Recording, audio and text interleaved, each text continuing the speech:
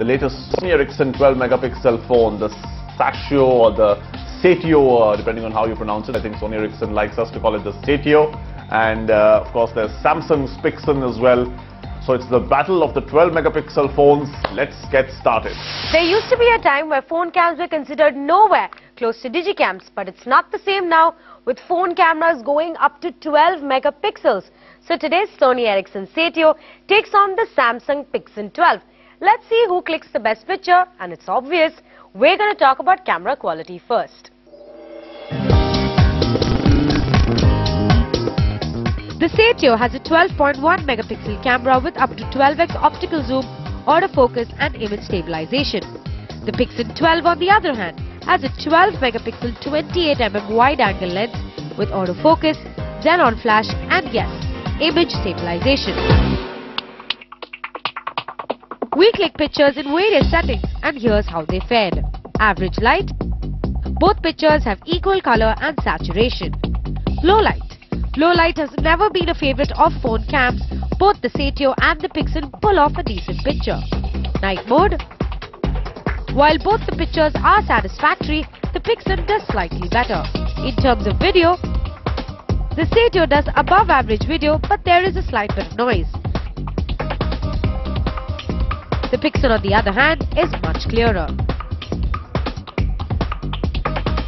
Both the Satio and the Samsung Pixin are actually very good cameras. If we had to choose a winner, then the Samsung Pixin 12 would just win by an inch. The Satio is for people who want to shoot in auto mode, while because of the manual settings, if you try to experiment, you could get some great pictures with the Samsung Pixin 12. If you're going to buy any one of these phones for the 12 megapixel camera tag, then any of these phones should be satisfactory. So let's just tie this round off and give both of them 1 point. But these phones are just more than cameras. So let's check out design. Scores at the end of the camera round, the Satio and Pixin tie it at 1. Moving on to design, the Samsung Pixin 12 is black, has a 3.1-inch screen, is a tad bulky and has an average design. The keys are very well placed and makes for easy picture clicking. The Satio on the other hand has a 3.5-inch screen and looks very classy. The black glossy finish and the lightweight body give this phone a business yet party look. The Pixin has low lens cover, which means if this phone goes into your pocket while the camera mode is on, the camera is going to be scratched for sure. The Sony Ericsson on the other hand has a very nice lens cover and the phone looks really classy. So the design round goes to the Sony Ericsson Satio. Now let's check out interface. Satio wins for design. Scores on the board now. Satio 2 and Samsung 1. As all Sony Ericsson phones go, the Satio's interface looks beautiful. Menus are arranged beautifully and is pretty easy. The quick menu right on the home screen works great for some really fast navigation. The touch sensitivity is decent, although nowhere close to an iPhone. The Pixin on the other hand works on Samsung's TouchWiz technology, has a very colourful menu, but the touch is just impossible to work with. The widgets bar on the side is good, but the touch spoils it all.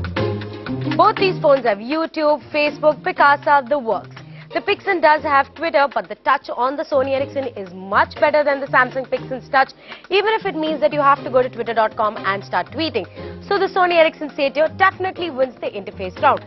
Now let's tell you about other features. Let's take a look at the scores. Satio 3 and Samsung 1. Both the phones come with memory card support, Wi-Fi, GPRS, Edge, Bluetooth, front cams for video calling, apps, the works. Don't all phones come with these features nowadays? Well, this round is a tie, but what we would really appreciate is a standard 3.5mm jack in both the phones. Well, saying that, what is all of this if you don't know how much it costs? So let's talk money, honey. Before we check out the price, let's see the scores. Satio at 4 and the Pixin at 2. As far as prices go, the Satio costs about Rs 34,000 and the Samsung Pixin 12 is available for Rs 36,000. The price difference between both the phones is about 2,000 bucks. But both the phones are available in the 35,000 buck range, and by the time you get to the market and buy them, the price difference between both of them is going to be negligible. So let's just tie this round out too.